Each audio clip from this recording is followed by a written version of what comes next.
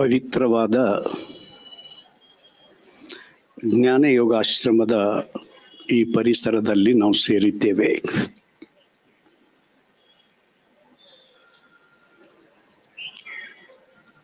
ಪರಮ ಪೂಜ್ಯ ಸುತ್ತೂರು ಶ್ರೀಗಳನ್ನೊಳಗೊಂಡು ಅನೇಕ ಪೂಜ್ಯರ ಉಪಸ್ಥಿತಿಯಲ್ಲಿ ಇವತ್ತು 2ನೇ ವರ್ಷದ ವಿಶಿಷ್ಟ ಪ್ರಸಂಗದ ನೆನಪುಗಳನ್ನು ಹಾಕಿಕೊಳ್ಳಿಕ್ಕೆ ಮತ್ತು ಬದುಕನ್ನು ರೂಪಿಸಿಕೊಳ್ಳಲಿಕ್ಕೆ ನಾನಾ ಮುಖಗಳಲ್ಲಿ ಚರ್ಚೆಯ 7ನೇ ದಿವಸ ಇವತ್ತಾಗಿದೆ.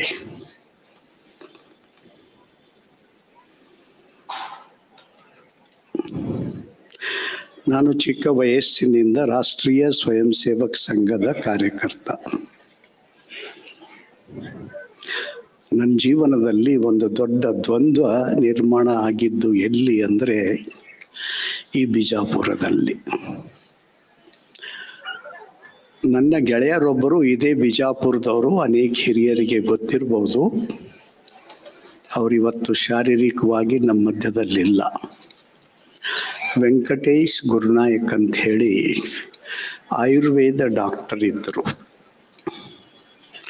ಅವರು ಸಂಘದ ಪ್ರಚಾರಕರಾಗಿ ಕಲಬುರಗಿಗೆ ಬಂದಿದ್ದರು. ಒಂದು ಸಲ ನಾನು ಅವರ ಜೊತೆಯಲ್ಲಿ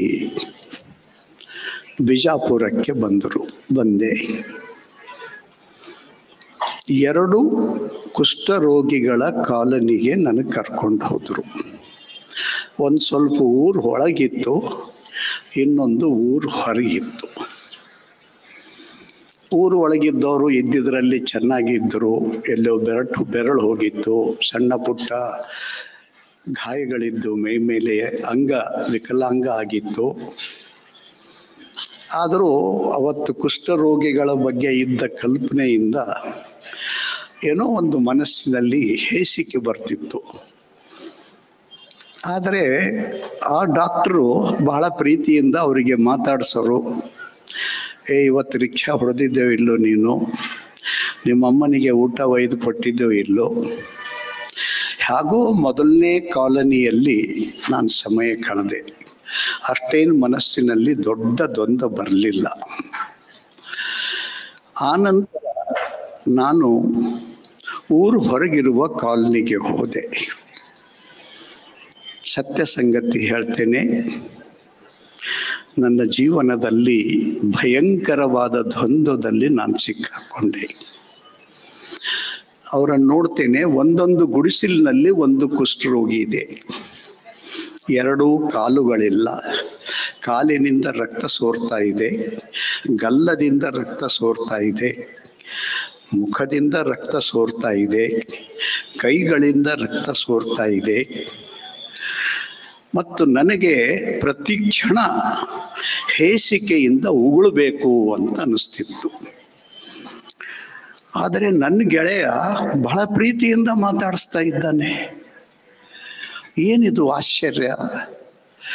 ನಾನು ಸಂಘದ ಕಾರ್ಯಕರ್ತನಾಗಿರೋದರಿಂದ ಒಂದು ಮನಸ್ಸಿನಲ್ಲಿ ನಿರ್ಣಯ ಮಾಡಿದೆ, ಒಂದು ಸಲ ಆದರೂ ಉಗುಳುದು ಅಂದರೆ ನಾನು ಸಾಮಾಜಿಕ ಕಾರ್ಯಕರ್ತ ಆಗಲಿಕ್ಕೆ ಯೋಗ್ಯ ಅಲ್ಲ ಅಂತ.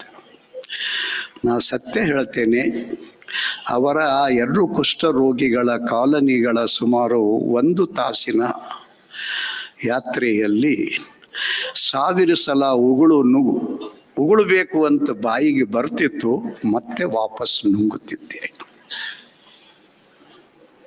ಅರ್ಥಾತ್ ಸೇವೆ ಅನ್ನೋದನ್ನು ಮಾಡಬೇಕಾದ್ರೆ ಅದೆಂಥ ಎದೆ ಇರಬೇಕು ಅಂತ ನನ್ನ ಜೀವನದಲ್ಲಿ ಮೊದಲನೇ ಪಾಠವನ್ನು ಕಲಿತದ್ದು ಈ ಬಿಜಾಪುರದಲ್ಲಿ. ಮುಂದೆ ಜೀವನದಲ್ಲಿ ಇಂಥ ಅನೇಕ ಪ್ರಸಂಗಗಳು ಬಂದವು. ಭಾರತ ದೇಶದಲ್ಲಿ ಅಮೃತ್ಸರ್ ಅಂತ ಒಂದು ದೊಡ್ಡ ನಗರ ಇದೆ, ಪಂಜಾಬ್ ರಾಜ್ಯದಲ್ಲಿ. ಅಲ್ಲಿ ಹೋದಾಗ ಊರಿನಿಂದ ಹೊರಗಡೆ 12 ಕಿಲೋಮೀಟರ್ ದೂರದಲ್ಲಿ ಪಿಂಗಲ್ವಾಡ ಅಂತ ಒಂದು ಆಶ್ರಮ ಇದೆ. ಅದು ಸುಮಾರು 36 ಎಕರೆ ಪ್ರದೇಶ. 6 ವರ್ಷದ ಹಿಂದೆ ನಾನು ಅಲ್ಲಿ ಹೋಗಿದ್ದೆ. ಅಲ್ಲಿ ಬುದ್ಧಿಮಾಂದ್ಯರು ಅಂತ ನೀವು ಕೇಳಿದ್ದೀರಿ, ವಿಕಲಚೇತನರು ಅಂತ ನಮ್ಮ ರಾಜ್ಯದಲ್ಲಿ ಹೊಸ ಹೆಸರು ಕೊಟ್ಟಿದ್ದಾರೆ. ನಾವು ಹಳ್ಳಿ ಊರಾಗ ಹುಚ್ಚರು ಅಂತ ಕರಿತೀವಿ. ಅಂತ 2000 ಆಶ್ರಮ. ಅದು 8 ಕಟ್ಟಡಗಳಿವೆ. ಹೀಗೆ ಹೀಗೆ ಹೀಗೆ ಹೀಗೆ ಒಂದೊಂದು ಕಟ್ಟಡದಲ್ಲಿ ಸುಮಾರು 200-250 ಜನ ಇದ್ದಾರೆ. ಒಂದು ಕಡೆ ಗಂಡಸರಿದ್ದಾರೆ, ಒಂದು ಕಡೆ ಹೆಣ್ಮಕ್ಕಳಿದ್ದಾರೆ. ಕೊನೆಯ 2 ಕಟ್ಟಡಗಳಲ್ಲಿ ಎಂಥ ಜನರಿದ್ದಾರಂದರೆ ಅವರಿಗೆ ಪೂರ್ತಿ ತಮ್ಮ ಮೇಲೆ ಖ್ಯಾಲಿಲ್ಲ, ಬಟ್ಟೆ ಮೇಲೆ ಖ್ಯಾಲಿಲ್ಲ. ಮತ್ತು ಅವ್ರಿಗೆ ಬಿಟ್ಟರೆ ಹೊರಗೋಡಿ ಹೋಗ್ತಾರೆ. ಅವರಿಗೆ ಮಾತ್ರ ಲಾಕ್ ಹಾಕಿಟ್ಟಿರ್ತಾರೆ. ಆಮೇಲೆ 1 ವರ್ಷ 2 ವರ್ಷದ ಮಗುವಿನಿಂದ ನೋಡುವ ದೃಶ್ಯ. ಅವರಿಗಾಗಿ ಶುದ್ಧವಾದ ಅಡಿಗೆಯನ್ನು ಮಾಡಿಕೊಡ್ತಾರೆ. ಅಲ್ಲಿ ಪರಿಸರದಲ್ಲಿಯೇ ಒಂದು ಸುಂದರವಾದ ಆಸ್ಪತ್ರೆ ಇದೆ. ಆ ಬುದ್ಧಿಮಾಂದ್ಯ ಮಕ್ಕಳನ್ನು ಇವರು ಎಷ್ಟು ಪ್ರೀತಿ ಮಾಡ್ತಿದ್ರಂದ್ರೆ ನಮಗೆಲ್ಲ ತೋರಿಸ್ಲಿಕ್ಕೆ ಕರ್ಕೊಂಡು ಹೋದರು. ಒಂದಾದ್ಮೇಲೆ ಒಂದು ನೋಡ್ತಿದ್ದೆವು. ಯಾರು ಅವರನ್ನು ನೋಡುವ ಡಾಕ್ಟರ್ ಇದ್ದರು, ಅವ್ರ ಮೇಲೆ ಇಷ್ಟು ಪ್ರೀತಿಯಿಂದ ಅವರು ಮುಗಿ ಬೀಳ್ತಾ ಇದ್ದರು. ಮತ್ತು ಅವ್ರ ಮನಸ್ಸು ಇಷ್ಟು ನಿರ್ಮಲವಾಗಿತ್ತು. ಇವರಿಗೆ ಹುಚ್ಚರಂತೆ ಯಾಕೆ ಕರೀತಾರೆ? ನನ್ನ ಮನಸ್ಸಿನಲ್ಲಿ ಬಂದಿದ್ದು ಪ್ರಶ್ನೆ, ನಾವು ನೋಡ್ಲಿಕ್ಕೆ ಬಹಳ ಚಂದ ಇದ್ದೀವಿ, ನಮ್ಮ ತೆಲಗ ಬಹಳ ಕೋತಿ ಗುಣಗಳು ಬರ್ತಾವೆ. ಆದರೆ ಆ ಮಕ್ಕಳಲ್ಲಿ ಒಂದೇ ವಿಕಲಾಂಗತೆ ಇದೆ, ಬಾಕಿ ಎಲ್ಲ ಚೆನ್ನಾಗಿದೆ. ಮತ್ತು ಅವರ ಪ್ರೀತಿಯನ್ನು ನೋಡಿ ಒಂದೊಂದು ಚೆನ್ನಾಗಿ ಹಿಂಗನಿಸ್ತು. ಸುಮ್ಮನೆ ನಾನು ಹುಚ್ಚಾಗಿ ಇಲ್ಲಿದ್ದರೆ ಇಂಥ ಪ್ರೀತಿ ಸಿಕ್ತಿತ್ತಲ್ಲಪ್ಪ ಅಂತೇಳಿ ಕಿಸಿ. ಆದರೆ ಆತ್ಮೀಯರೇ, ಎಲ್ಲ ಮುಗಿದ ಮೇಲೆ ಅವರು ಭೇಟಿಯಾದಾಗ ಅವ್ರು ಹೇಳಿದ್ರು, ಇದು ಹೇಗೆ ಸ್ವಾತಂತ್ರ್ಯ ಪೂರ್ವದಲ್ಲಿ ಒಬ್ಬ ಅಸಹಾಯಕ ಮನುಷ್ಯನ ಸೇವೆಯಿಂದ ಪ್ರಾರಂಭ ಆಯಿತು, ಇವತ್ತು 2000 ಸಂಖ್ಯೆಗೆ ಮುಟ್ಟಿದೆ. ಏನಾದರೂ ನಮಗೆ ಅನುಕೂಲತೆ ಸಿಗಲಿಲ್ಲ ಅಂದರೆ ನಾವು ಸರ್ಕಾರಕ್ಕೆ ಬೈತೀವಿ, ನಾವು ಇಷ್ಟೊಂದು ಒಳ್ಳೆಯ ಕೆಲಸ ಮಾಡ್ಲತ್ತೀವಿ, ಸರ್ಕಾರ ನಮಗೆ ರಿಕಗ್ನೈಸೇಷನ್ನೇ ಮಾಡಂಗಿಲ್ಲ ಅಂಥೇಳಿ. ನಾನು ಅವತ್ತು ಹೋದಾಗ ಆ ಆಶ್ರಮದ ಅಕೌಂಟ್ನಲ್ಲಿ 100 ಕೋಟಿ ರೂಪಾಯಿ ಫಿಕ್ಸೆಡ್ ಡಿಪಾಸಿಟ್ ಇತ್ತು. ಗೌರ್ಮೆಂಟ್ದು ಅವರು ಯಾವಾಗೂ ಗ್ರ್ಯಾಂಟ್ಸ್ ಹೋಗಿ ತಗೋದಿಲ್ಲ, ಒಂದು ದುಡ್ಡು. ಅತಿ ಉತ್ಕೃಷ್ಟವಾದಂಥ ಸೇವೆಯನ್ನು ಕೊಡ್ತಕ್ಕಂಥ ಆ ಆಶ್ರಮ ನೋಡಿದಾಗ ಇವತ್ತು ಸೇವೆ ಅನ್ನುವ ಶಬ್ದ ಭಾವ ಎಲ್ಲಾದರೂ ಹೊರಹೊಮ್ಮಿ ಬರಬೇಕಾದರೆ ನನಗೆ ಪ್ರತಿ ಸಲ ಅದೇ ಚಿತ್ರ ನನ್ನ ಕಣ್ಮುಂದೆ ಬರುತ್ತದೆ. ಹೀಗೆ ದೇಶದಲ್ಲಿ ಬೇರೆ ಬೇರೆ ಪ್ರಸಂಗದಲ್ಲಿ ಇಂಥ ಸೇವೆಯ ವಿಶಿಷ್ಟ ಸ್ವರೂಪಗಳನ್ನು ಕಾಣುವ ಭಾಗ್ಯ ಸಿಕ್ಕಿದೆ. ಇನ್ನೊಂದು, ರಾಜಸ್ಥಾನದಲ್ಲಿ ಅಪನಾ ಘರ್ ಅಂದ್ರೆ ನಮ್ಮ ಮನೆ ಅಂತ ಹೇಳಿ, ಇಬ್ಬರು ಆಯುರ್ವೇದಿಕ್ ಡಾಕ್ಟರ್, ಗಂಡ ಹೆಂಡತಿ. ಭರತ್ಪುರ್ ಅಂತ ಅವರು ಮೊದಲನೆಯ ಆಸ್ಪತ್ರೆ, ಸೇವಾಶ್ರಮ. ದೆಹಲಿಯಲ್ಲಿ ಅವರು ಭೇಟಿ ಆಯಿತು. ಅವರು ಚಿತ್ರ ತೋರಿಸ್ತರು. ಅವರು ಈ ಆಶ್ರಮದ ಗುರಿ ಏನು ಅಂದರೆ, ದೊಡ್ಡ ದೊಡ್ಡ ನಗರಗಳಲ್ಲಿ ಮನುಷ್ಯರು ನಾನಾ ರೋಗಗಳಿಂದ ನರಳಿ ಇವನು ಬಹಳ ವಿಕಾರ ಆದ್ಮ್ಯಾಗ ಮನೆಯವ್ರಿಗೂ ಸಾಕ್ಲಿಕ್ಕೆ ಆಗಂಗಿಲ್ಲ, ಬಿಟ್ಬಿಡ್ತಾರೆ. ಶರೀರದ ಒಂದು ಭಾಗದಲ್ಲಿ ಹುಳ ಬಿದ್ದಿರ್ತದೆ, ಹ್ಯಾಗೋ ಬಿದ್ದಿರ್ತವೆ, ನೊಣ ಇರ್ತವೆ, ಕ್ರಿಮಿಕೀಟಗಳು ಆಗಿರ್ತವೆ. ಆದರೆ ಇಂಥ ವ್ಯಕ್ತಿಗಳನ್ನು ಅವರಿಬ್ಬರು ತಗೊಂಡು ಹೋಗ್ತಿದ್ರು, ತಮ್ಮ ಆಶ್ರಮದಲ್ಲಿಟ್ಟು ಅವರು ಸೇವೆ ಮಾಡ್ತಿದ್ರು. ಮತ್ತು ಅವರೊಂದು ಪಾಂಪ್ಲೆಂಟ್ ಕೊಟ್ಟರು, ನಮ್ಮ ಆಶ್ರಮದಿಂದ 300 ಕಿಲೋಮೀಟರ್ ದೂರ ಒಳಗೆ ನಿಮಗೆ ಯಾರಾದರೂ ಇಂಥವ್ರು ಇದ್ದಾರೆ ಅಂತ ಗೊತ್ತಾದರೆ ನಮಗೆ ತಿಳಿಸಿ, ನಾವೇ ಹೋಗಿ ಕರ್ಕೊಂಡು ಬರ್ತೇವೆ. ಅಥವಾ ನೀವು ತಂದು ಮುಟ್ಟಿಸಿದರೆ ನಿಮ್ಮ ಖರ್ಚು ನಾವು ಕೊಡ್ತೇವೆ. ಇದು ಅವರ ಸೇವೆಯ ಕಲ್ಪನೆ. ನಾನು ಒಂದು ಸಲ ಕೇಳಿದೆ, ಮತ್ತು ಅವರು ಈ ರೀತಿ ಯಾರು ಸೇವಾ ಮಾಡ್ತಾರೆ ಅವರಿಗೆ ಅವ್ರು ರೋಗಿ ಅಂತ ಕರೆಯೋದಿಲ್ಲ. ಉತ್ತರ ಭಾರತದಲ್ಲಿ ದೇವರಿಗೆ ಠಾಕೂರು ಅಂತ ಕರೀತಾರೆ. ಅವ್ರು ಹೇಳಿದ್ರು, ಇವು ಠಾಕೂರ್ ಹೇ, ಠಾಕೂರ್ ಕಿ ಸೇವಾ ಕರ್ತೆ ಹೇ. ಅಂದರೆ ಈ ರೀತಿ ರಸ್ತೆ ಮೇಲೆ ಬಿದ್ದು ಅನೇಕ ದಿನಗಳಿಂದ ಒಂದು ರೀತಿ ಒದ್ದಾಡ್ತಕ್ಕಂತಹ ಜನರನ್ನು ಕರ್ಕೊಂಡೊಯ್ದು ಸಾಕ್ಷಾತ್ ದೇವರಂತೆ ತಿಳ್ಕೊಂಡು ಪೂಜೆ ಮಾಡುವ ರೀತಿಯಲ್ಲಿ ಅವರ ಆರೈಕೆಯನ್ನು ಮಾಡ್ತಾರೆ. ಮತ್ತು ಒಬ್ಬರಿಬ್ಬರು ಕೇಳ್ತಾರೆ, ಇದಕ್ಕೆಲ್ಲ ದುಡ್ಡು ಎಲ್ಲಿಂದ ತರ್ತೀರಿ ಅಂತ ಹೇಳಿ ಕೇಸಿ. ಅವಾಗ ಹೇಳ್ತಾರೆ, ದೇವ್ರ ಸೇವೆ ಮಾಡ್ತೀವಿ, ದೇವರೇ ನಮಗೆ ದುಡ್ಡು ಕೊಡ್ತಾನೆ, ನೀವು ದುಡ್ಡಿನ ಬಗ್ಗೆ ಚಿಂತೆ ಮಾಡಬೇಡಿ ಅಂತ ಹೇಳಿದ್ರು. ಸೊ ಇದು ಎರಡನೇದ್ದು ನನ್ನ ಜೀವನದಲ್ಲಿ ದೇಶದ ಪ್ರವಾಸದಲ್ಲಿ ಕಂಡಿರ್ತಕ್ಕಂಥ ದೃಶ್ಯ. ಹಾಗೆ ಏನೇ ಕೆಲಸ ಮಾಡಿದರೆ 100ಕ್ಕೆ 100 100% ಯಾವುದೇ ಒಳಗೆ ಸ್ವಾರ್ಥ, ಕಪಟ, ಆಸೆ ಇತ್ಯಾದಿ ಇಲ್ಲದೇನೆ ಮಾಡ್ತಕ್ಕಂಥ ಒಂದು ಕೆಲಸ ಏನಿದೆ ಅದನ್ನು ಕಲ್ಪನೆ ಮಾಡಬೇಕಾದ್ರೆ ಬಹಳ ಕಷ್ಟ. ಒಬ್ಬ ದೊಡ್ಡ ರಾಜಮನೆತನದ ವ್ಯಕ್ತಿ ಫಸ್ಟ್ ಟೈಮ್ ಇಂಜಿನಿಯರ್ ಆದ. ಇದು ಸುಮಾರು 36-38 ವರ್ಷದ ಹಿಂದೆ. ಅವತ್ತೇ ಬಂದರೆ ನೌಕರಿ ಸಿಗ್ತಿತ್ತು, ಬರ ರಾಜರಿದ್ದಂಗೆ ಇರ್ಬೋದಾಗಿತ್ತು. ಆತ ಇಂಜಿನಿಯರ್ ಆಗಿ ನೌಕರಿ ಮಾಡಲಿಕ್ಕೆ ಹೋಗಲಿಲ್ಲ, ಸೀದಾ ತನ್ನ ಹಳ್ಳಿ ಊರಿಗೆ ಬಂದ. ಅದು ರಾಜಸ್ಥಾನದ ಕಥೆ. ಆ ಊರಿನ ಹೆಸರೇ ಲಪೋಡಿಯಾ ಅಂತ ಊರ ಹೆಸರು. ಕನ್ನಡದಲ್ಲಿ ಅರ್ಥ ಹೇಳಬೇಕಾದ್ರೆ ಉಡಾಳು ಹುಡುಗರ ಊರು ಅಂತದು, ತಿಳಿಯುತ್ತಿಲ್ಲ. ಅಂಥ ಊರಿಗೆ ವಾಪಸ್ ಬಂದ. ನೋಡ್ತಾನೆ, ಕುಡಿಲಿಕ್ಕೆ ನೀರಿಲ್ಲ, ಒಕ್ಕಲ್ತನ ಮಾಡಲಿಕ್ಕೆ ನೀರಿಲ್ಲ. ಅವನಿಗೇನೋ ಅನಿಸ್ತದೆ, ನಾನೇನಾದರೂ ಪರಿವರ್ತನೆ ಮಾಡಬೇಕು ಅಂತ ಹೇಳಿ ಕೇಸಿ ತನ್ನ ಜೀವನದುದ್ದಕ್ಕೂ ಕಳೆದ 35-36 ವರ್ಷಗಳಿಂದ ಅವರು ತಪಸ್ ಮಾಡಿದ್ದಾರೆ. ರಾಜಸ್ಥಾನದಲ್ಲಿ ಅಲ್ಲಿ ಬೇಸಿಗೆ ಅಂದರೆ ಜೂನ್ ತಿಂಗಳಲ್ಲಿ ಇರ್ತದೆ. ನಮ್ಮಲ್ಲಿ ಮೇದಾಗ ಬೇಸಿಗೆ ಅಂತೀವಿ, ಅಲ್ಲಿ ಜೂನ್ದಲ್ಲಿ ಬೇಸಿಗೆ ಅಂತೀವಿ. ಅವರೊಂದು ಇಲ್ಲಿಯವರೆಗೆ 56 ಹಳ್ಳಿಗಳಲ್ಲಿ ತಮ್ಮ ಕೆಲಸವನ್ನು ಮಾಡಿದ್ದಾರೆ. ವರ್ಷಕ್ಕೊಮ್ಮೆ ಎಲ್ಲ ಹಳ್ಳಿಗಳಿಗೆ ಯಾತ್ರೆ ಮಾಡ್ತಾರೆ. ಯಾತ್ರೆ ಮಾಡಿ ಜನರಿಗೆ ಜಲ ಸಂರಕ್ಷಣೆ ಹೇಗೆ ಮಾಡಬೇಕು, ಒಂದೊಂದು ಕತಿ ಆಶ್ಚರ್ಯ ಇದೆ. ಎಲ್ಲಿ ದನಗಳು ನೀರು ಕುಡಿತವೆ ಅಲ್ಲಿ ಮನುಷ್ಯ ಹೋಗಪ್ಲೇ ಇಲ್ಲ. ಮತ್ತು ಈ ಊರಿನ ಸೀಮೆ ಇಲ್ಲಿ ಮುಗೀತು ಅಂತ ತಿಳ್ಕೊರಿ. ಹೆಚ್ಚಿನ ನೀರು ಇಲ್ಲಿಂದ ಬೇರೆ ಕಡೆ ಹೋಗ್ತವೆ ಅಂತ ಗೊತ್ತಾದರೆ, ಯಾಕಂದ್ರೆ ನೀರು ಬೀಳೋದೇ ಕಡಿಮೆ, ಅಲ್ಲೊಂದು ಒಡ್ಡು ಕಟ್ತಾರೆ. ಬೇರೆ ಬೇರೆ ಜನ ಪಂಪ್ ಸೆಟ್ನಿಂದ ತಮ್ಮ ಭೂಮಿಗೆ ಟ್ರಾನ್ಸ್ಫರ್ ಮಾಡ್ಕೋತಾರೆ.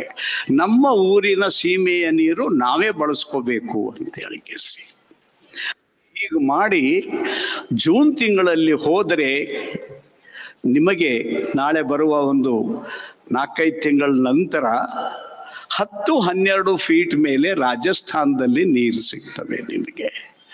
ಯಾವ ರಾಜಸ್ಥಾನದಲ್ಲಿ 1000 ಫೀಟಿಗೂ ನೀರು ಸಿಗೋದಿಲ್ಲ, ಇಲ್ಲಿ ಕೇವಲ ಬೇಸಿಗೆಯಲ್ಲಿ 10-12 ಫೀಟಿಗೆ ನೀರು ಸಿಗ್ತವೆ.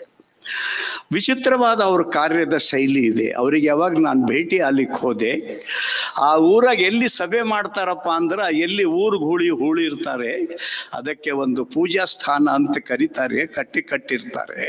ಅಲ್ಲೇ ಆ ಊರಿನ ಸುಖ ದುಃಖದ ಚರ್ಚೆ ಮಾಡ್ತಾರೆ. ಮತ್ತೆ ಎಂಥವ್ರು ಬರ್ತಾರೆ, ಅಲ್ಲಿ ಒಬ್ಬ ಮನುಷ್ಯ ಬರ್ತಾನೆ, ಅವ ಒಂದು ಪ್ರತಿಜ್ಞೆ ಮಾಡ್ತಾನೆ ವರ್ಷಕ್ಕೊಮ್ಮೆ, ನಾನು 1,00,000 ಗಿಡಗಳನ್ನು ಮುಂದಿನ 5 ವರ್ಷದಲ್ಲಿ ನೆಡ್ತೇನೆ. ಇನ್ನೊಬ್ಬನು, ನಾನು 10,000 ಅರಳೆ ಮರಗಳನ್ನು 1 ವರ್ಷದಲ್ಲಿ ನೆಡ್ತೇನೆ. ಹೀಗೆ ಪ್ರತಿಜ್ಞೆ ಮಾಡಿ ಗಿಡ ನೆಡ್ತಾರೆ. ನಿಮಗೆ ಆಶ್ಚರ್ಯ ಆಗ್ಬೋದು, 56 ಹಳ್ಳಿಗಳಲ್ಲಿ ರಸ್ತೆ ಮೇಲಿರುವ ಸರ್ಕಾರಿ ಗಿಡಗಳನ್ನು ಯಾರೂ ಮುಟ್ಲಿಕ್ಕೆ ಹೋಗೋದಿಲ್ಲ. ನಮ್ಮಲ್ಲಿ ಏನಾದರೂ ನಮಗೆ ಬೇಕಾಯ್ತಂದ್ರೆ ನಾವು ಕಡ್ಕೊಂಡ್ಬಿಡ್ತೀವಿ. ಯಾವಾರ ಕೇಳಕ್ಕೆ ಬಂದರೆ ಏನೋ, ಲೇ ಮಗನೇ ನಿಮ್ಮ ಮನಿದದೇನು, ಸರ್ಕಾರದಾಗ ಹೋಗು ಅಂತ ಹೇಳಿಬಿಡ್ತೀವಿ. ಅಲ್ಲಿ ಹಾಗಿಲ್ಲ. ಅಪ್ಪಿತಪ್ಪಿ ಯಾವುದಾದ್ರೂ ಅಡವಿಯಲ್ಲಿ ಪ್ರಾಣಿ ಹಿಂಸೆ ಮಾಡಿದರೆ ಅವರಿಗೆ ಊರಿನ ಎಲ್ಲ ಜನ ಸೇರಿ ಛೀಮಾರಿ ಹಾಕ್ತಾರೆ.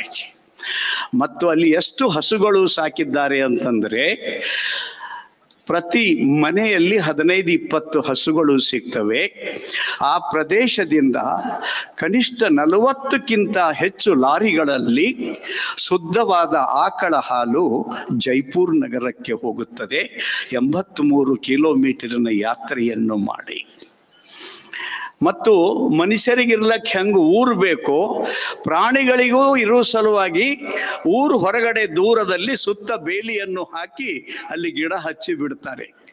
ಅದರೊಳಗೆ ಯಾರೋ ಮನುಷ್ಯರು ಹೋಗಂಗಿಲ್ಲ. ನಮಗಿರ್ಲಕ್ಕೆ ಹೆಂಗೆ ಅಧಿಕಾರ ಅದ, ಅದರಾಗ ಅವ್ರು ಹೆಂಗೆ ಬೇಕು ಹಂಗಿರ್ಲಿ ಅಂತ ಹೇಳಿಸಿ ಈ ರೀತಿ ಒಬ್ಬ ವ್ಯಕ್ತಿ ಮಾಡಿದ ತಪಸ್ಸು. ಶುರುದಲ್ಲಿ ಆತನಿಗೆ ರಾಜಕಾರಣಗಳಿಂದ ಕಷ್ಟ, ಸರ್ಕಾರಿ ಅಧಿಕಾರಿಗಳಿಂದ ಕಷ್ಟ, ಇವೆಲ್ಲವನ್ನು ಸಹಿಸಿ 3 ವರ್ಷಗಳ ಹಿಂದೆ ಭಾರತ ಸರ್ಕಾರ ಅವರಿಗೆ ಪದ್ಮಶ್ರೀ ಪ್ರಶಸ್ತಿಯನ್ನು ಕೊಟ್ಟಿದೆ. ಆದರೆ 32 ವರ್ಷ ಅವರು ಪಟ್ಟಿರ್ತಕ್ಕಂಥ ಕಷ್ಟ ಕೇಳಿದರೆ ಕಲ್ಪನೆ ಮಾಡಲಿಕ್ಕಾಗೋದಿಲ್ಲ. ಸತ್ಯಕ್ಕಾಗಿ, ಪ್ರಾಮಾಣಿಕತೆಗಾಗಿ, ಸಾವಿರಾರು ಜನರ ಹಿತಕ್ಕಾಗಿ, ಸಕಲ ಜೀವಾತ್ಮರಲ್ಲೇ ದೇವರನ್ನು ಕಾಣುವ ಅಣ್ಣ ಬಸವಣ್ಣನವರ ತತ್ವವನ್ನು ಅಕ್ಷರಶಃ ಪಾಲನೆ ಮಾಡ್ತಕ್ಕಂಥ ಒಬ್ಬ ವ್ಯಕ್ತಿ ಲಕ್ಷ್ಮಣ್ ಸಿಂಗ್ ಲಪೋಡಿಯಾ ಅಂಥೇಳಿ ಇವತ್ತು ನಮ್ಮ ಮಧ್ಯದಲ್ಲಿ ಜೀವಂತವಾಗಿದ್ದಾರೆ. ಅಗರ್ಭ ಶ್ರೀಮಂತದ ಮನೆತನದ ವ್ಯಕ್ತಿ, ಸುಖವಾಗಿರ್ಬೋದಾಗಿತ್ತು. ಆದರೆ ಈ ಎತ್ತರದ ವ್ಯಕ್ತಿಯನ್ನು ನಾನು ಕಂಡು ಮಂತ್ರಮುಗ್ಧನಾಗಿದ್ದೇನೆ. ಹೀಗೆ ಸೇವೆ ಅನ್ನೋದನ್ನು ಇದೊಂದು ಅಪೂರ್ವವಾದಂಥ ವಿಚಾರ ಇದೆ ಬಂಧುಗಳೇ. ಪೂಜ್ಯರ ಸನ್ನಿಧಿಯಲ್ಲಿ ನಾವೆಲ್ಲ ಸೇರಿದ್ದೇವೆ.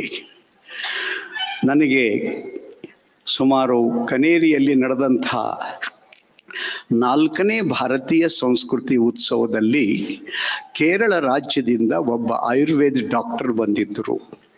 ಅವರು ಹೇಳಿದ ಮಾತು ನಮ್ಮ ತಲೆಯಲ್ಲಿ ಯಾವಾಗಲೂ ತಿರುಗ್ತಾ ಇರ್ತದೆ.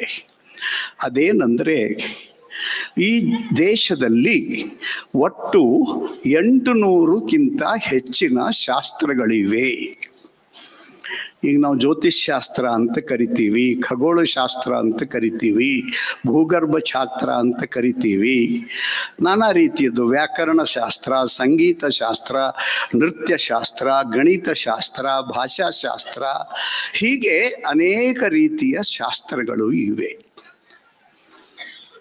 ಆತ 2 ಮಾತನ್ನು ಹೇಳ್ದ.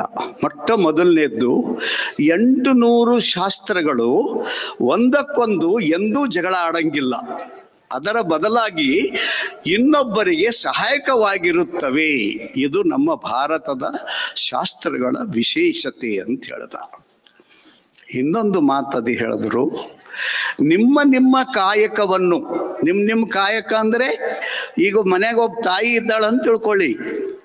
ಶುದ್ಧ ಅಂತಃಕರಣದಿಂದ ತನ್ನ ಮನೆಯ ಪರಿವಾರದ ಜನರಿಗೆ ಮನಸ್ಸಾರೆ ರೊಟ್ಟಿ ಮಾಡಿ, ಅಡಿಗೆ ಮಾಡಿ, ಕಾಯಿಪಲ್ಯ ಮಾಡಿ ಪ್ರೀತಿಯಿಂದ ಬಡಿಸ್ದಳು ಅಂತಂದರೆ ಅದು ಶುದ್ಧ ಕಾಯಕ.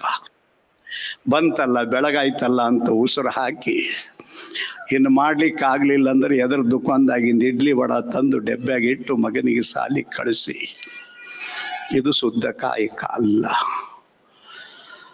ಸೊ ಇಲ್ಲಿ ಶುದ್ಧ ಅಂತಃಕರಣದಿಂದ ನಿಮ್ಮ ವೃತ್ತಿಯಲ್ಲಿ ಒಂದೊಂದು ಹೆಜ್ಜೆಯನ್ನು ಇಡ್ತಾ ನೀವು ಅದೇ ವೃತ್ತಿಯಲ್ಲಿ ದೇವರನ್ನು ಕಾಣಬಹುದು. ಬೇರೆ ದೇವರಿಗೆ ಪೂಜೆ ಮಾಡುವ ಅವಶ್ಯಕತೆ ಇಲ್ಲ. ಒಬ್ಬ ಸಂಗೀತಕಾರ ಸಂಗೀತದಲ್ಲಿನೇ ಶುದ್ಧ ಸಾಧನೆಯನ್ನು ಮಾಡ್ತಾ ಅಲ್ಲಿ ದೇವರನ್ನು ಪಡೆಯಬಹುದು. ಒಬ್ಬ ತಾಯಿ ಮನೆಯಲ್ಲಿ ಶುದ್ಧ ಕಾಯಕ ಮಾಡ್ತಾ ಅಲ್ಲಿ ದೇವರನ್ನು ಪಡಿಬಹುದು. ಆದರೆ ಇದು ಕೇಳಲಿಕ್ಕೆ ಬಹಳ ಚೆನ್ನಾಗಿದೆ, ಆದರೆ ಜೀವನದಲ್ಲಿ ಅನುಕರಣ ಮಾಡಲಿಕ್ಕೆ ಬಹಳ ಕಷ್ಟ ಇದೆ. ನನಗೆ 63 ಪುರಾತನರ ಕಥೆ, ನಮ್ಮ ಸೇಡಂ ದೇವಸ್ಥಾನದಲ್ಲಿ 63 ದಿವಸ ಭಜನೆ ನಡೀತದೆ ಅವ್ರ ನೆನಪಿನಲ್ಲಿ. ಒಂದ್ಸಲ ಪುಸ್ತಕ ತಗೊಂಡು ಏನಿದೆ ಅಂತ ಓದಬೇಕು ಅಂತ ಹೋದೆ. ಅದರಲ್ಲಿ ಒಂದು ಕಥೆ ಬರ್ತದೆ. ಒಬ್ಬ ಋಷಿ ಒಂದು ಕಡೆ ಕುಂತು ತಪಸ್ಸು ಮಾಡ್ತಿರ್ತಾನೆ. ಕೆಲವು ತಿಂಗಳುಗಟ್ಟಲೆ ಕಾಲ ಕಳೆದ ಮೇಲೆ ಒಂದು ಸಲ ಅವನ ಮೇಲೆ ಏನೋ ಹೊಲಸು ಬಿದ್ದಂಗೆ ಆಗುತ್ತದೆ. ಏನು ಅಂತ ಮೇಲ್ ನೋಡ್ತಾನೆ, ಅಲ್ಲಿ 2 ಪಕ್ಷಿಗಳಿರ್ತವೆ. ಈತನ ಕಣ್ಣು ಪಕ್ಷಿಗಳ ಕಣ್ಣಿಗೆ ಬಿದ್ದ ತಕ್ಷಣ ಆ 2 ಪಕ್ಷಿಗಳು ಸತ್ತು ಕೆಳಗೆ ಬಿದ್ದು ಬಿಡ್ತವೆ. ಈ ಸನ್ಯಾಸಿಗೆ ಭಾರಿ ಖುಷಿಯಾಗಿಬಿಡುತ್ತದೆ. ಓಹೋ, ನನಗೆ ತಪಸ್ಸಿನಿಂದ ಸಾಧನೆ ಆಗಿದೆ ಅಂತೇಳಿ. ಆಮೇಲೆ ಬಿಜಾಪುರದ ತಾಯಿಯ ಮನೆಗೆ ಭಿಕ್ಷಾ ಬೇಡ್ಲಿಕ್ಕೆ ಹೋಗಿಬಿಡ್ತಾನೆ. ಅವತ್ತಿನ ದಿವಸ ಭಿಕ್ಷಾಂದೇಹಿ ಅಂಥೇಳಿ ಅಲ್ಲಿಂದ ಒಂದು ಧ್ವನಿ ಬರ್ತದೆ, ನಾನು ಕರ್ತವ್ಯದಲ್ಲಿದ್ದೇನೆ, ಸ್ವಲ್ಪ ಹೊತ್ತು ತಾಳು ಅಂಥೇಳಿ. ಸ್ವಲ್ಪ ಹೊತ್ತು ನಿಂದಿರ್ತಾನೆ, ಮತ್ತೊಮ್ಮೆ ಜೋರಾಗಿ ಚೀರ್ತಾನೆ. ಮತ್ತೆ ಆ ಹೆಣ್ಮಗಳಿಂದ ಅದೇ ಉತ್ತರ ಬರ್ತದೆ. ಆಮೇಲೆ ತಯಾರಾಗಿ ನಿಂದಿರ್ತಾನೆ, ಬಂದಕ್ಕೆ ಹೆಣ್ಮಗಳಿಗೆ ಒಂದು ಸಲ ದಿಟ್ಟಿಸಿ ನೋಡಬೇಕು ಅಂತ.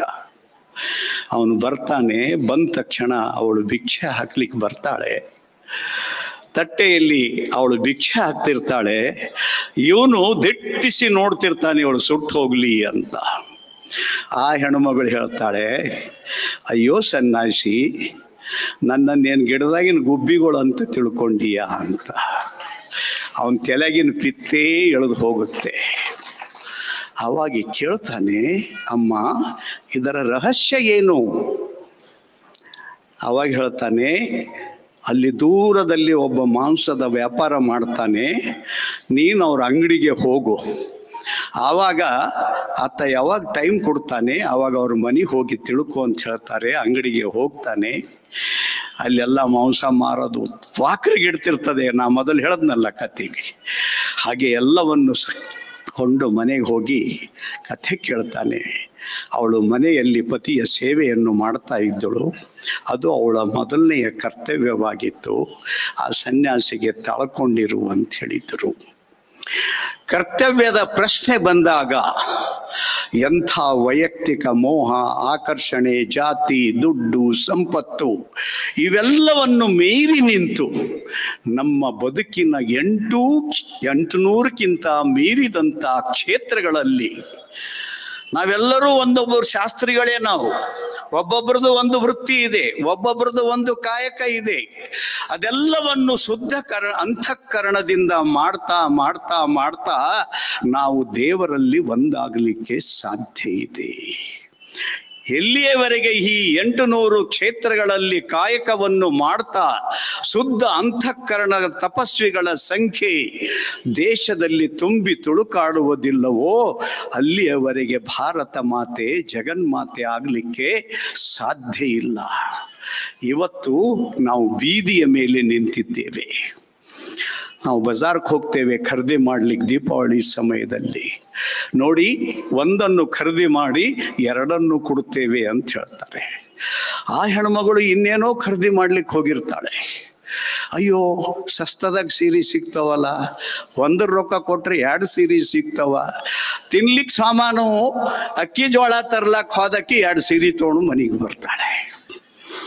ಹೀಗಾಗಿ ಇದೇ ಆಸೆಯಲ್ಲಿ ಬಿದ್ದು ಇವತ್ತು ನಮ್ಮ ಸ್ಥಿತಿ ಏನಾಗಿದೆ ಅಂತಂದರೆ, ಪುರುಷರಾಗಲಿ ಸ್ತ್ರೀಯರಾಗಲಿ, ಮೊದಲು ಹೆಣ್ಮಕ್ಕಳು ಹಳ್ಳಿ ಊರಾಗ ಬಳೆ ಇಟ್ಕೋಬೇಕಾದ್ರೆ ಅವ ಬಳಗಾರವನಿಗೆ ಹಾದಿ ಕಾಯ್ತಿದ್ರು. ಈಗ ಒಬ್ಬ ಬಳಗಾರವ ಮಾರಲಿಕ್ಕೆ ಎಷ್ಟು ಬಳಿ ತರ್ತಾನೋ ಅಷ್ಟು ಒಬ್ಬ ಹೆಣ್ಮಗಳ ಅಲ್ಮಾರಿಯಲ್ಲಿ ಬಳಿ ಇರ್ತವೆ. ಅಂದರೆ ಪರಿವರ್ತನೆ ಹೇಳತ್ತೀನಿ ನಾನು. ಈ ಆಸೆಗೆ ಕೊನೆ ಇಲ್ಲ. ಇದಕ್ಕೆ ನಾವೇ ಲಾಕ್ ಮಾಡಬೇಕು.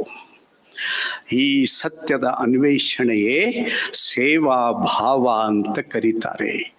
ಯಾವುದೇ ಅಪೇಕ್ಷೆ ಇಲ್ಲದೆ, ತನಗಾಗಿ ಏನನ್ನೂ ಬಯಸದೆ, ಸದಾ ಇನ್ನೊಬ್ಬರ ಹಿತಕ್ಕಾಗಿ ಸಮರ್ಪಣೆ ಭಾವನೆಯಿಂದ ಬದುಕ್ತಕ್ಕಂಥ ಗುಣ ಏನಿದೆಯಲ್ಲ, ಅದು ಅತಿ ಉತ್ಕೃಷ್ಟವಾದಂಥ ಗುಣ ಇದೆ. ಇವತ್ತು ನೀವು ಈ ಪವಿತ್ರ ಆಶ್ರಮದಲ್ಲಿ ಪೂಜ್ಯರು ಇದೇ ಪರಿಸರದಲ್ಲಿ ಪಂಚಭೂತಗಳಿಂದ ಬಂದಂತಹ ಈ ಶರೀರವನ್ನು ಅಗ್ನಿಯ ಸ್ಪರ್ಶದೊಂದಿಗೆ ಮತ್ತೆ ಅದೇ ಪಂಚಭೂತದಲ್ಲಿ ಒಂದಾದರು. ಅವರು ಬದುಕಿನ ಎಲ್ಲ ಕಾಲಖಂಡದಲ್ಲಿ ಬದುಕಿದ್ದದ್ದು ಜ್ಞಾನ ಸೇವೆಯ ಮುಖಾಂತರ. ವಿಚಾರ ಕ್ರಾಂತಿಯ ಮುಖಾಂತರ. ಮಾತೆಂಬುದು ಜ್ಯೋತಿರ್ಲಿಂಗ. ಎಲ್ಲಿ ಛಲ ಇಲ್ಲ, ಕಪಟ ಇಲ್ಲ, ಮೋಸ ಇಲ್ಲ, ವಂಚನೆ ಇಲ್ಲ, ಸರಳವಾದ ಭಾಷೆಯಲ್ಲಿ ಹೃದಯವನ್ನು ಮುಟ್ಟಿ ಲಕ್ಷ ಲಕ್ಷ ಕೋಟಿ ಕೋಟಿ ಹೃದಯಗಳನ್ನು ಗೆದ್ದು ಒಬ್ಬ ಉತ್ಕೃಷ್ಟ ಮನುಷ್ಯರಾಗಲಿಕ್ಕೆ ಪ್ರೇರಣೆ ಕೊಟ್ಟಿರ್ತಕ್ಕಂಥ ವ್ಯಕ್ತಿ ಎಂದರೆ ಪರಮ ಪೂಜ್ಯ ಸಿದ್ದೇಶ್ವರ ಸ್ವಾಮಿಗಳು. ಇವತ್ತು ಅವರ ನೆನಪಿಗಾಗಿ ನಾವು ಸೇರಿದ್ದೇವಲ್ವಾ? ಅವರ ಈ ಬದುಕಿನ ಪ್ರೇರಣೆ ಏನು? ಅದಕ್ಕೆ ನಾನು ನಿಮ್ಮೆಲ್ಲರಲ್ಲಿ ವಿನಂತಿ ಮಾಡ್ತೇನೆ, ಇವತ್ತು ಮನಸ್ಸಿನಲ್ಲಿ ನಿರ್ಣಯ ಮಾಡಿ ನಮಗೇನಾದರೂ ಸಿದ್ದೇಶ್ವರ ಸ್ವಾಮಿಗಳನ್ನು ಕೇವಲ ರೂಪದಲ್ಲಿ ಕಂಡಾಗ ಸಾವಿರಾರು ಜನ ಆಶ್ರಮಕ್ಕೆ ಬಂದು ಅವರ ಪ್ರವಚನವನ್ನು ಕೇಳಿ ಅತಿ ಪ್ರಾತಃ ಕಾಲ ಶ್ರದ್ಧೆಯಿಂದ ಎದ್ದು ನಮ್ಮ ಮನೆಗೆ ಹೋಗ್ತಿದ್ದೆವು. ಆದರೆ ಈ ಶುದ್ಧ ಭಾವನೆಯ ಶ್ರದ್ಧೆಯ ಕಾಯಕವನ್ನು ಇನ್ಮುಂದೆ ನಾನು ನನ್ನ ಜೀವನದಲ್ಲಿ, ನನ್ನ ಕೃಷಿ ಕಾಯಕದಲ್ಲಿ, ನಮ್ಮ ಮನೆಯ ಜನರಿಗೆ ಅಡಿಗೆ ಮಾಡುವುದರಲ್ಲಿ, ನನ್ನ ಬಟ್ಟೆ ವ್ಯಾಪಾರದಲ್ಲಿ, ನನ್ನ ಬೇರೆ ಅಂಗಡಿಯ ವ್ಯವಹಾರದಲ್ಲಿ ನಾನು ಇದೇ ಶುದ್ಧ ಅಂತಃಕರಣದಿಂದ ನನ್ನ ಕಾಯಕವನ್ನು ಮಾಡಿ ನಾನು ದೇವರಲ್ಲಿಯೂ ಒಂದಾಗ್ತೇನೆ, ಜಗತ್ತಿಗೆ ಉಪಕಾರಿಯಾಗಿ ಬದುಕ್ತೇನೆ. ಅಂದರೆ ಯಾವಾಗ ಈ ರೀತಿ ನೂರಾರು ವೃತ್ತಿಗಳಲ್ಲಿರ್ತಕ್ಕಂಥ ನಮ್ಮೆಲ್ಲರ ಕಾಯಕ ಶುದ್ಧ ಕಾಯಕವಾದರೆ 12ನೇ ಶತಮಾನದ ಶರಣರ ಏನು ಕನಸಿತ್ತು? 770 ಜನ ಒಂದೊಂದು ಕಾಯಕದ ಮುಖಾಂತರ ಜಗತ್ತಿಗೆ ಒಂದು ಆದರ್ಶವಾದ ಬದುಕನ್ನು ಕೊಟ್ಟರು. ಅಂಥ ಕಾಯಕ ನಾವು ಮಾಡಲಿಕ್ಕೆ ತಯಾರಿದ್ದೇವಾ? ಯಾವುದೇ ಕಾಯಕ ಇರಬಹುದು. ಇದು ಏನಾದರೂ ನಾವು ಜೀವನದಲ್ಲಿ ಧಾರಣೆ ಮಾಡಿದರೆ ನಾನು ನಿಮಗೆ ಗ್ಯಾರಂಟಿ ಕೊಡ್ತೀನಿ, ಸದಾ ಸಿದ್ದೇಶ್ವರ ಸ್ವಾಮಿಗಳು ನಿಮ್ಮ ಜೊತೆಯಲ್ಲೇ ಇರ್ತಾರೆ, ನಿಮ್ಮ ಜೊತೆಯಲ್ಲೇ ಇರ್ತಾರೆ, ನಿಮ್ಮ ಜೊತೆಯಲ್ಲೇ ಇರ್ತಾರೆ. ಅಂಥ ಎತ್ತರದ ಜೀವ ನೋಡಿ. ಇವತ್ತಿನ ಆಧುನಿಕ ಟ್ರೀಟ್ಮೆಂಟ್ ತಗೊಂಡು ಅವರು ಬದುಕಬೇಕಾಗಿತ್ತು. ಬೇಕಾದರೆ ಸಾಮಾನ್ಯವಾಗಿ ನನಗೆ ಅನೇಕ ವೈದ್ಯರ ಪರಿಚಯ ಇದೆ, ಇಲ್ಲ ರೀ ಒಂದು 5 ವರ್ಷ ಹಂಗ ಮಾಡಿ ಆರಾಮಾಗಿರ್ಬೋದಾಗಿತ್ತು ಅಂತ ಹೇಳಿದ್ರು. ಇನ್ನೂ 4 ದಿವಸ ಇತ್ತು. ನಾನು ಬಾಂಬೆಯಿಂದ, ಪೂನಾದಿಂದ ಒಬ್ಬ ಡಾಕ್ಟರ್ಗೆ ಕರೆಸ್ದೆ. ನಾನು ನೇರವಾಗಿ ಅವರಿಗೆ ಕೇಳಿದೆ, ನಾನೇನೋ ಡಾಕ್ಟರ್ ಕರೆಸ್ತೀನಿ ಗುರುಗಳೇ, ಆದ್ರೆ ಮತ್ತೆ ನಾ ಕರೆಸಿ ಕೊಟ್ಟಿದ್ದ ಔಷಧ ನೀವು ತಗೊಂಬಂಗಿಲ್ಲ ಅಂದ್ರೆ ನಾ ಏನು ಮಾಡಲಿ ಅಂತ ಅವ್ರನ್ನ ಕೇಳಿದ್ರು. ಅಂದ್ರೆ ಏನು, ನಾ ತಗೋತೀನಂದ್ರೆ ನೀ ಡಾಕ್ಟರ್ ಕರ್ಸೋ, ಇಲ್ಕರ್ ಕರ್ಸಂಗಿಲ್ಲ ಏನು ಅಂತ ನನಗೆ ಕೇಳಿದ್ರು. ಇನ್ನೇನು ಹೇಳಿಲ್ಲ, ಆದರೂ ಕರೆಸ್ದೆವು, ತೋರಿಸ್ದೆವು, ಔಷಧ ಕೊಟ್ಟೆವು. ಆಮೇಲೆ ಗೊತ್ತಾಯ್ತು, ಎಲ್ಲರೂ ಮುಂದೆ ಹ್ಞೂ ಅಂತಿದ್ರು. ಎಲ್ಲರೂ ಹೋದ ಮೇಲೆ ಔಷಧಿ ಅಲ್ಲೇ ಅಲ್ಮಾರಿಯಾಗಿ ಇಡ್ರಿ ಅಂತ ಹೇಳ್ತಿದ್ರು. ಅವರು ನಿರ್ಣಯ ಮಾಡಿಬಿಟ್ಟಿದ್ರು, ಇನ್ಮೇಲೆ ನಾನು ಜಗತ್ತಿಗೆ ಕೊಡ್ಲಿಕ್ಕೆ ಆಗೋದಿಲ್ಲ, ಅದಕ್ಕೆ ನನಗೆ ಇರುವ ಅಧಿಕಾರ ಇಲ್ಲ ಅಂತ ಹೇಳಿ. ಈ ಮಾತನ್ನು ಈ ಆಶ್ರಮದ ಅನೇಕ ಹಿರಿಯರಿಗೆ ನಾನು ಈ ಪಕ್ಕದ ಗ್ರಾಮದಲ್ಲಿ ಏನು ಪ್ರವಚನ ನಡೆದಿತ್ತು ಆವಾಗಲೇ ತಿಳಿಸ್ದೆ. ಆಮೇಲೆ ಎಲ್ಲರೂ ಹಿರಿಯರು ಸೇರಿ ಇಲ್ಲಿ ಕರ್ಕೊಂಡು ಬಂದರು ಮತ್ತು ಈ ಘಟನೆಯ ಅತಿರೇಕದ ಸ್ಥಿತಿಯನ್ನು ಅವಲೋಕನೆ ಮಾಡಿ, ಯಾಕಂದರೆ ಅವತ್ತೇ ನನಗೆ ಅಲ್ಲಿ ಗೊತ್ತಾಗಿತ್ತು ಇನ್ಮೇಲೆ ಅವ್ರು ನಿರ್ಣಯ ಮಾಡಿದ್ದಾರೆ, ಯಾರ್ದು ಮಾತು ಕೇಳಲ್ಲ ಅಂತ ಹೇಳಿ ಕೇಸಿ. ಜೊತೆಯಲ್ಲಿ 4 ದಿವಸ ಮುಂಚೆ ಹೇಳಿದೆ, ನಿಶ್ಚಿತ ಇವರು ಬಹಳ ದಿವಸ ಉಳಿಯೋದಿಲ್ಲ. ಈ ಊರಿನ 3 ಜನ ಪ್ರಮುಖರಿಗೆ ನಾನು SMS ಮಾಡಿ ತಿಳಿಸ್ದೆ, ಇನ್ಮೇಲೆ ಸ್ವಾಮಿಗಳು ಯಾವುದೇ ಸಮಯದಲ್ಲಿ ಈ ಭೌತಿಕ ಶರೀರವನ್ನು ಬಿಟ್ಟು ಹೋಗ್ತಾರೆ, ಅದಕ್ಕಾಗಿ ನೀವು ಮಾಡಬೇಕಾದ ಕೊನೆಯ ತಯಾರಿಯನ್ನು ತಪ್ಪದೆ ಮಾಡಿ ಅಂತ ನಾನು ಮೆಸೇಜ್ ಹಾಕಿದೆ. ಅದಕ್ಕೆ ತಕ್ಕಂತೆ ತಯಾರಿ ನಡೀತು. ಭೌತಿಕ ಶರೀರದಿಂದ ನಮ್ಮ ಮಧ್ಯದಲ್ಲಿ ಇಲ್ಲ. ವಿಚಾರಗಳಿಂದ, ನಡೆಯಿಂದ, ನುಡಿಯಿಂದ, ಸರಳವಾದ ಜೀವನದಿಂದ ಈ ಕೋಟಿ ಕೋಟಿ ಹೃದಯಗಳಲ್ಲಿ ಒಂದು ರೀತಿ ತವರು ಮನೆ ಆಗಿದ್ದಂಗೆ ನಮ್ಮ ಹೃದಯದಲ್ಲಿ ಅವರಿದ್ದಾರೆ. ಅಂಥ ಪೂಜ್ಯರಿಗೆ ಇವತ್ತು ನಮಿಸಬೇಕಾದರೆ ನಮ್ಮ ಎಲ್ಲ ಕಾರ್ಯಗಳು ಸೇವಾ ಭಾವದಿಂದ ಇರಬೇಕು. ಸೇವಾ ಭಾವ ಅಂದರೆ ಮತ್ತೇನು ಅಲ್ಲ, ಜಾದು ಅಲ್ಲ, ಮ್ಯಾಜಿಕ್ ಅಲ್ಲ. ನಿಷ್ಕಾಮ ಕರ್ಮ, ಯಾವುದೇ ಅಪೇಕ್ಷೆ ಇಲ್ಲದೆ ಮಾಡುವ ಕಾರ್ಯಕ್ಕೆನೆ ಸೇವಾ ಭಾವ ಅಂತ ಕರೀತಾರೆ. ಎಷ್ಟೆಷ್ಟು ಇದರ ಜೊತೆಗೆ ನಾವು ಒಂದಾಗ್ತೇವೋ ಅಷ್ಟಷ್ಟು ದೇವರ ಸಮೀಪಕ್ಕೆ ನಮಗೆ ಗೊತ್ತಿಲ್ಲದೇನೆ ನಾವು ಹೋಗುತ್ತೇವೆ. ಇದಕ್ಕೆ ಒಂದು ಸುಂದರವಾದಂಥ ಉದಾಹರಣೆ ಎಂದರೆ ಪರಮ ಪೂಜ್ಯ ಸಿದ್ದೇಶ್ವರ ಸ್ವಾಮಿಗಳು. ಬೆಳಗಾಗುವುದರೊಳಗೆ ಶರೀರ ಬಿಟ್ಟ ಮೇಲೆ ಪತ್ರಿಕೆಯಲ್ಲಿ ಬಂದಿರತಕ್ಕಂಥ ಹೆಡ್ಲೈನ್ ಅಂದರೆ ವಿಶ್ವಸಂತ. ಇದು ಯಾರು ಕೊಟ್ಟಿರುವ ಯೂನಿವರ್ಸಿಟಿ ಡಿಗ್ರಿ ಸರ್ಟಿಫಿಕೇಟ್ ಅಲ್ಲ, ನಾಡಿನ ಕೋಟಿ ಕೋಟಿ ಜನರ ಭಾವನೆಗಳನ್ನು ಹೃದಯದಲ್ಲಿ ತುಂಬಿಕೊಂಡು ಪತ್ರಿಕೆಗಳ ಮುಖಾಂತರ ಅಲ್ಲಿ ಹರಿದು ಬಂದಂಥ ವಾಣಿ. ಹೀಗೆ ನಾವು ಸಹ ನಮ್ಮ ಜೀವನವನ್ನು ಜಗತ್ ಕಲ್ಯಾಣಕ್ಕಾಗಿ ನಮ್ಮ ಸಂಸಾರದ ಕಾರ್ಯವನ್ನು ಮಾಡ್ತಾ ನಮ್ಮ ಕಾಯಕಗಳು ಶುದ್ಧ ಅಂತಃಕರಣದಿಂದ ಇರಬೇಕು. ಛಲ, ಕಪಟ, ಮೋಸ, ಮಾಯ, ವಂಚನೆ ಇವೆಲ್ಲವುಗಳಿಂದ ಮುಕ್ತವಾಗಿದ್ದು ಕಾಯಕ ಮಾಡಿದರೆ ಕೆಲವೊಂದು ಸಲ ಕಷ್ಟ ಬರಬಹುದು, ನೋವು ಬರಬಹುದು, ಸಂಕಟ ಬರಬಹುದು. ಆದರೆ ನಾನು ಸತ್ಯದ ಹಾದಿಯಲ್ಲಿದ್ದೇನೆ ಅನ್ನುವ ಸಂತೋಷ ನಮಗೆ ಇದ್ದೇ ಇರುತ್ತದೆ. ಈ ಆಂತರಿಕ ಅಂತರಾತ್ಮದ ಸಂತೋಷವನ್ನು ಯಾರೂ ಕಸ್ಕೊಳ್ಳಿಲ್ಲ. ನಮ್ಮ ಸೇಡಂ ತಾಲೂಕದಲ್ಲಿ ಮಾತೆ ಮಾಣಿಕೇಶ್ವರಿ ಅಂತ ಹೇಳಿ ಯಾನಗುಂದಿ ಆಶ್ರಮದಲ್ಲಿ ತಮ್ಮ 89ನೇ ವಯಸ್ಸಿನಲ್ಲಿ ಶರೀರವನ್ನು ಬಿಟ್ಟರು. ನಿಮ್ಮ ಬಿಜಾಪುರದ ಅನೇಕ ಜನ ಭಕ್ತರಿದ್ದಾರೆ, ನನಗೆ ಗೊತ್ತಿದೆ. ಅವರು ಶರೀರ ಬಿಡೋದಕ್ಕಿಂತ ಮುಂಚೆ 17-18 ವರ್ಷದಿಂದ ಊಟ ಮಾಡ್ತಿದ್ದಿಲ್ಲ, ನೀರು ಕುಡಿತಿದ್ದಿಲ್ಲ. ಅವಳ ಜೀವನದಲ್ಲಿ ಒಂದೇ ಆಸೆ ಇತ್ತು, ನೀವು ಧರ್ಮದಿಂದ ಬದುಕಿ, ಪ್ರಾಣಿ ಹಿಂಸೆಯನ್ನು ಮಾಡಬೇಡಿ.